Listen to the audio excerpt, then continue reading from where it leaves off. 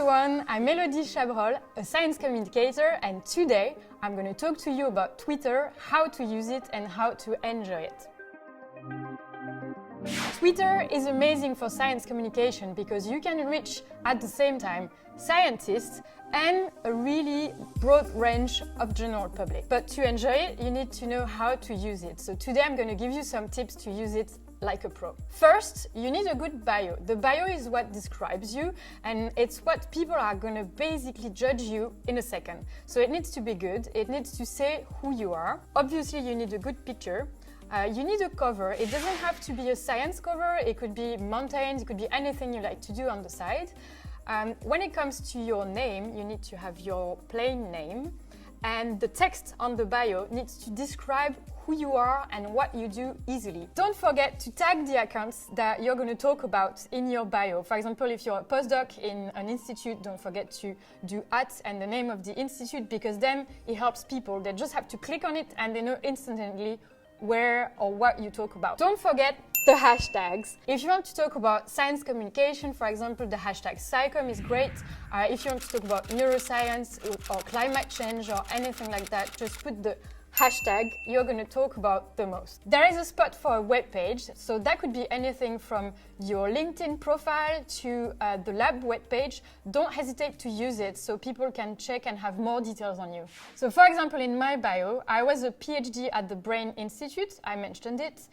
Also a postdoc at UCL, I mentioned it there. I explain what I'm doing for Pint of Science, tagging the Pint of Science account. I put also the hashtag SciComm because I'm sharing a lot of science communication. And the last detail, I put French and English flags emojis to explain to the people that I'm sharing tweets in both French and English, so no one is surprised. Now that your bio looks amazing, let's write our first tweet.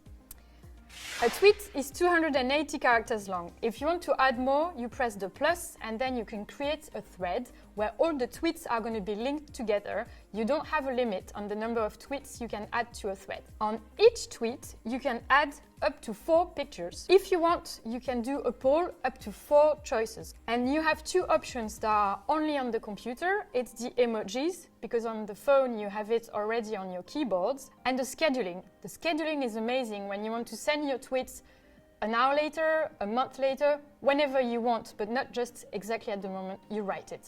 And then you press on the blue button, tweet or publish, and this is it, your first tweet is published. So this is your published tweet. Once you have a published tweet, you can interact with it. You can either reply, retweet in 2 different ways, either with comment or without comment. If you retweet a tweet, it's going to appear in your timeline. You can also like a tweet. If you want to share the tweet on different platforms, not just Twitter, you can share it there and get the link here. And if it's your own tweet, you can see all the analytics by clicking here. Analytics are basically who liked the tweet, who shared it, who clicked on the link, etc., etc. So your first steps on Twitter. Usually people start by observing, see what the community shares, how they talk, how they reply. Then when you feel okay, you can start by retweeting with or without comment. And then when you feel really safe and up to share with the world everything about your science, then you can start writing your own tweets. So the Twitter tools, how can you use Twitter at its best? First, the hashtag.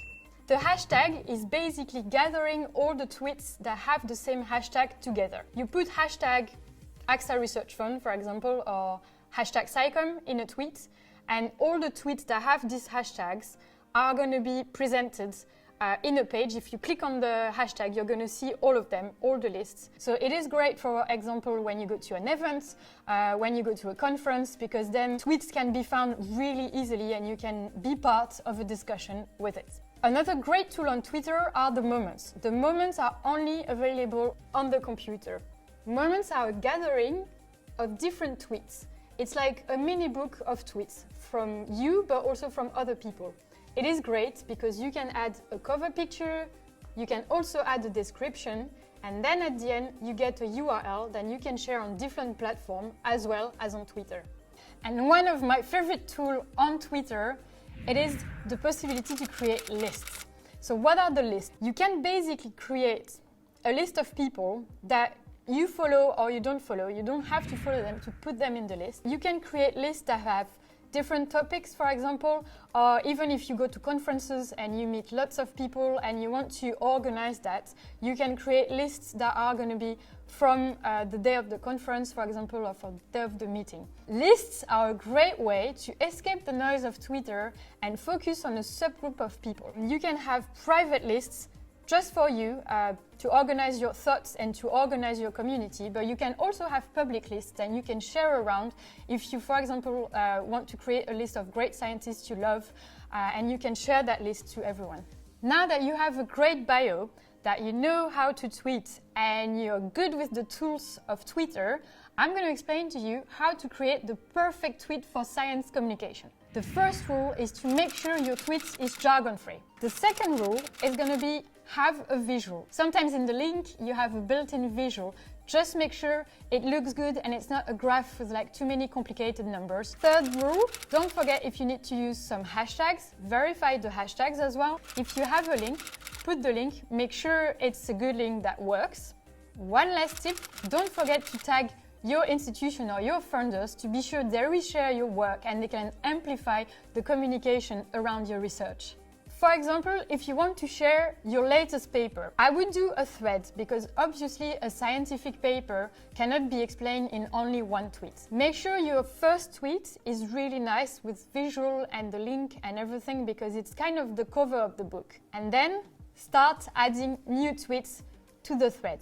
Make sure all the tweets are jargon-free and make sure the link of the article is always in the first tweet because then experts can just click on the link and go see your science article. The other ones that are not familiar with the field can read your thread and learn everything about your science. Once you're familiar with Twitter, a thing you can do that is great to amplify the conversation is to do live tweets. Live tweets are just tweets or threads about something that is happening right now. Could be conferences, online or physical conferences, but it could be also taking part of a conversation on Twitter. If you want to add the hashtag LT or live tweet to your tweets to show people that you're tweeting about something that is happening right now, don't hesitate to do it. If you want to communicate your research with a different kind of audience that are not your followers, you can try to apply for accounts, participative accounts like @RealScientist. Every week a scientist is sharing her or his research with the follower of this account. It's really great because it can help you share your science and learn how to talk about it on Twitter with a different audience that you have normally. Participating to those accounts are also really great for your visibility because they have thousands of followers, so it can bring you new followers interested in your research. That's it for Twitter. I hope you enjoyed watching. Don't forget to check the other videos on LinkedIn and also more generally on science communication on social networks. And see you soon on Twitter!